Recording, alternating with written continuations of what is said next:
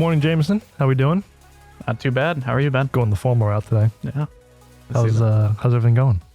Oh, it's actually picked up a little bit in the last week or so, I think. You know, just based off of, we've had, you know, the ups and downs that I think everyone's feeling throughout the economy in this day and age. But well, things picking up is a good thing. Two of the big things I think we've been talking about on the TCC side, and I'll let you pick and choose which order we'd like to talk about them in. Obviously, the yellow YRC, bankruptcy has been a hot topic, especially with some of the smaller orders and LTL delays. And we've also been talking a bunch about oil prices, gas prices, diesel prices, what that's going to potentially do to freight coming into the fall and the winter months. So I'll let you pick and choose which we'd like to talk about first. But I think two of the hot topics going on in freight for on our side these days, and I'm sure you're seeing much of the same. Yeah, for sure. I mean, those are definitely the two big, I'd say, leading items right now. Nice. In the freight world. I guess correctly. Yeah, I mean, I think we all see it, on a daily basis, in our personal lives even. Fuel has been going up I think the national average has been going up about 10 cents a week on diesel, roughly.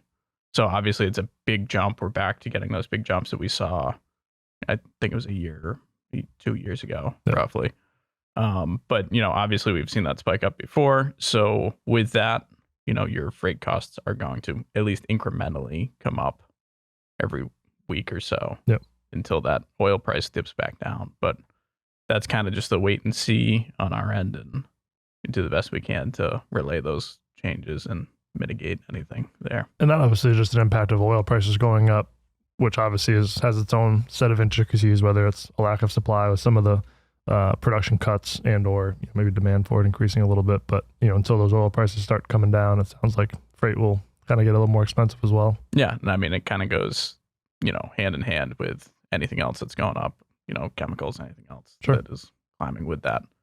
The second one, the YRC, that is definitely a big topic. What is YRC? I should have looked this up first. Why is it yellow or YRC? Do you know what YRC stands for? So YRC, I believe it's Yellow Roadway Corporation. Okay.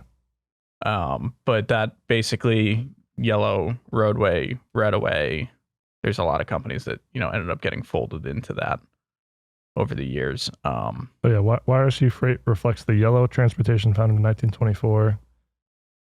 YRC Freight is the largest subsidiary of Yellow with corporate headquarters in Kansas. So, I guess two ways of saying the same thing. Yeah, okay. Basically. And, that kind of goes into a lot of, what it appears their problems were with the unions and different subsidiary companies within that. So you had, that also affected like USF Holland and I'm trying to think, New Penn, I believe, as well. So a lot of different other companies that were folded into that.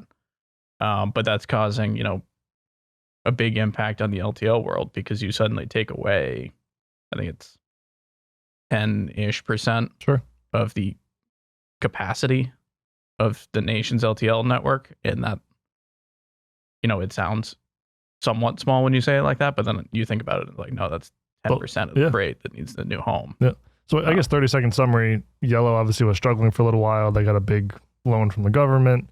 They had issues with the Teamsters and their unions and whatnot, which all led, maybe some poor acquisitions or merging the acquisitions together, which obviously led to a sudden bankruptcy. It's kind of the key pitch. I think so. I'm certainly not an expert on the matter. To be honest, we really didn't use Yellow or YRC all that much ourselves. It just was not one of our preferred carriers. So for us, it's directly not as much of an impact, but certainly indirectly with freight being shifted on to other carriers, the XPOs, the T-Forces, those SDs, those other companies, and, just our customers as well, reaching out for new solutions.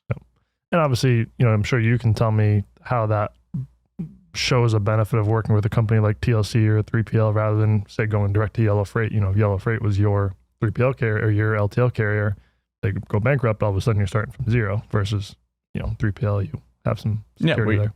We're constantly looking at, various options, and we don't use any one carrier for that particular reason. You have to balance it out, similar to how, folks in the chemical world usually don't have a sole supplier. They usually have at least a, B supplier that picks up a little bit of the slack every now and then just to stay in the mix. It's kind of similar. Yeah. good business. Yeah.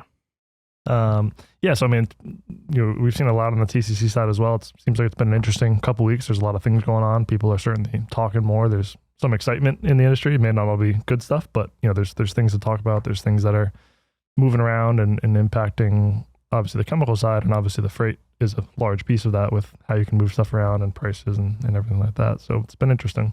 Yeah, it's certainly been busy, as you said. I mean, certainly not everything's always positive, but we like to look at things as, even if, we're dealing with a claim or anything like that, that's still, it still shows that things are moving. It still shows that we're busy. Yeah. You'd prefer not to, right? Yeah. Such is life. Yeah. Yeah. Do you think we get to a point where, for a long time, at least how we were getting pricing, was the line haul plus fuel surcharge, and obviously that varied. Do you think we get to a point where the fuel surcharges are that volatile again, or is it just kind of a thing where things are just kind of trending a little more expensive, but it's sort of a ratable increase? Yeah, I mean, I think it's definitely trending up. I don't foresee, so all carriers, it kind of depends on who you're working with as to whether or not they do that anyways. Yeah. And that really comes down to contracts and pricing and Sure. all those fun things. Sure. But I don't foresee TLC really pushing back towards that too aggressively. It is, as you said, it's pretty ratable. So, as long as things keep trending and we can kind of forecast how we think it's going to go, right, then if something changes, then we just revisit. Sure. Flexibility. Yeah.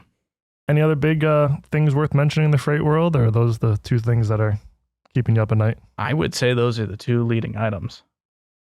Perfect. Well, as always, we appreciate the insight. A lot of interesting things happening, a lot of stuff to keep our eyes on as we get into some of the cold weather months, and maybe see oil prices continue going up and seeing the LTL world shake itself out with what's going to happen there. So it should be an interesting couple weeks and months here. It should be. Yeah. Well, as always, thanks for coming on, Jamie. Good to see you, and we'll see you in the next episode. Thanks, man.